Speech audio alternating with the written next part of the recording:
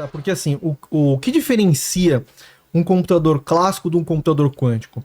Em 1937, o matemático Claude Shannon, ele provou que existia uma conexão, a gente chama de bijeção na matemática, entre computadores clássicos, tá? Entre os computadores na época, e os circuitos eletrônicos e a lógica booleana, tá? Então, a gente pode pensar que um computador, o nosso celular que a gente usa, ele é um circuito eletrônico, tá? Um circuito eletrônico que usa a lógica do 0, 1, tá? O computador quântico, ele não é mais... Ele tem circuitos eletrônicos, mas ele não é essencialmente isso. Ele é uma máquina de interferências, tá? Interferências de estados quânticos. Então, essas interferências podem trazer muitas vantagens. Por exemplo, a tal da sobreposição, quando você...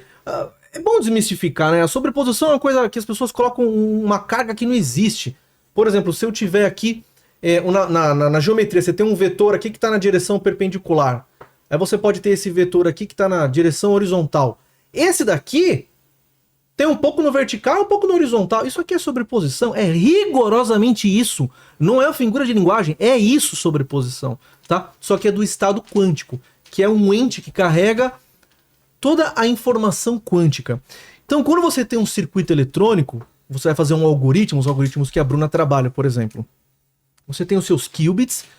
Primeira coisa que você faz é colocar eles todos em sobreposição. É como se você, vou usar uma linguagem, é como se eu abrisse o chakra quântico do computador.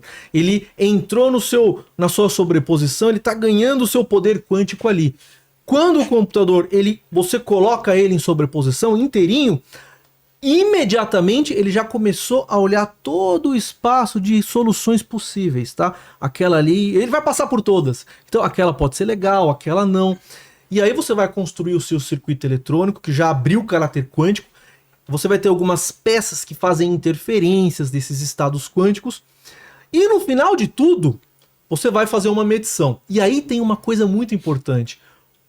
O seu circuito quântico, o seu algoritmo quântico, enquanto ele está rodando, ele não tem informação nenhuma.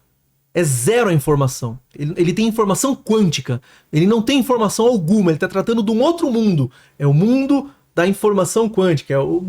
Nós dizemos que não tem entropia. Mas você faz um processo ali chamado de medida. Na medição surge entropia. Surge informação. Só que é um processo que ele é probabilístico. Então você tem que realizar várias vezes esse processo para você ter uma estatística de onde está a sua resposta. Então, a grande jogada do computador quântico, do algoritmo quântico, é você montar um circuito físico, tá? Que você vai favorecer que esses qubits em sobreposição procurem a resposta ideal para você. E estatisticamente eles podem, quanto mais eu rodo o meu circuito, eu rodo 1000 vezes o circuito, isso é rapidíssimo, leva menos de um segundo, muito menos, tá?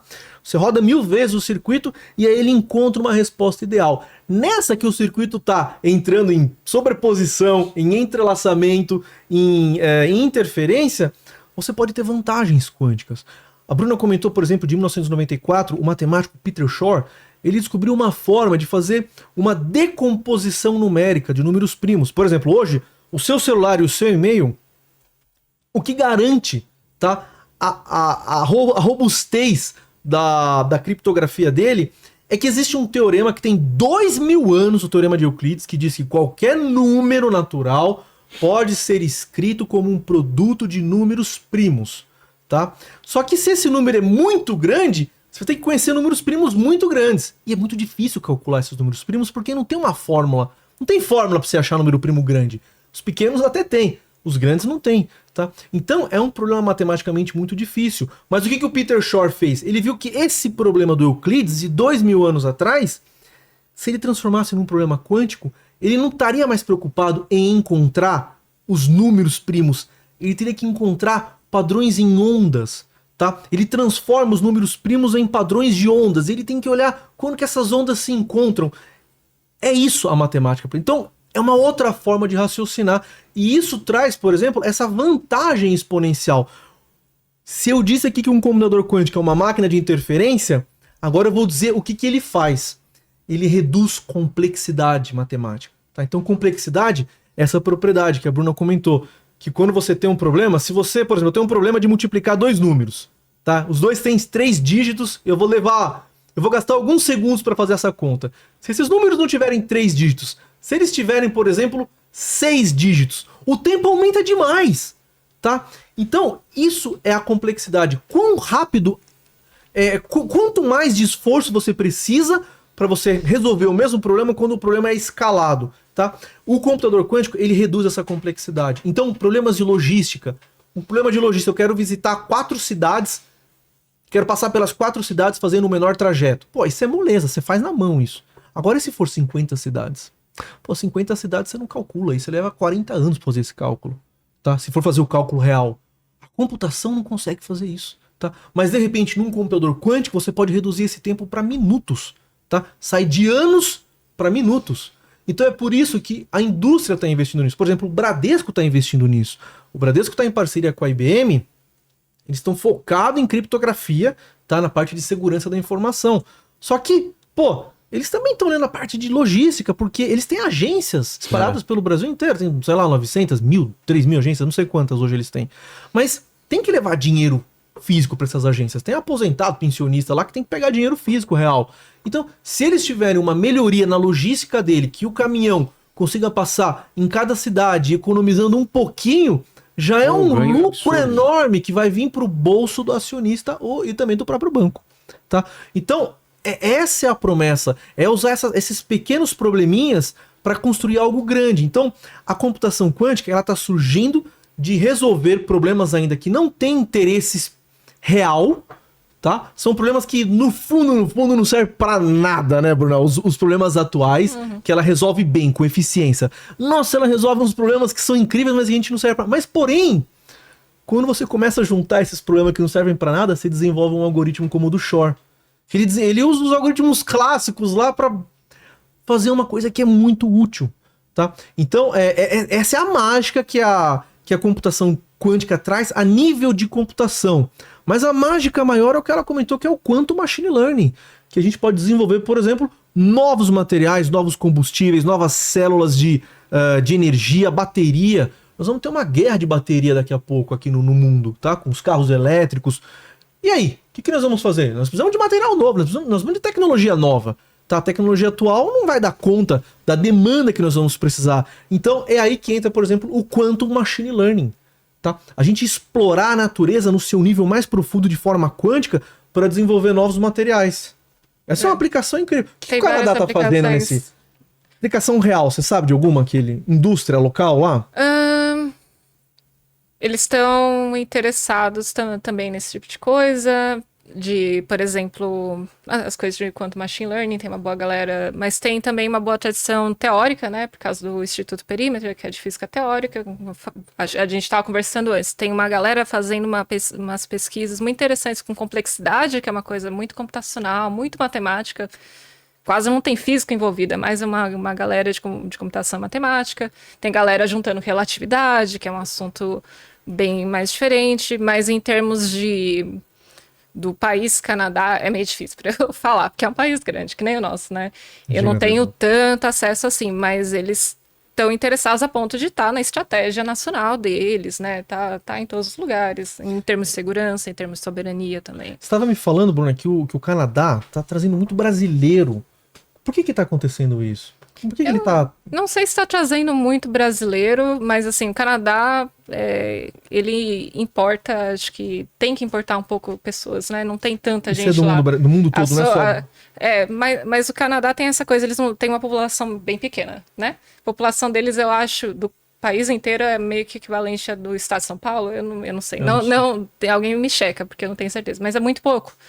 Então, por exemplo, eu fui lá com um visto que era para pessoas que, né, faziam um trabalho altamente específico, alguma coisa assim. Então, sei lá, ter doutorado, tal, trabalhar com algo muito específico é um negócio que o Canadá aceita bem. Então, você falou que tinha bastante da USP lá. Tem gente da USP, mas aí eu não sei, a galera da USP só gosta de física teórica, eu acho.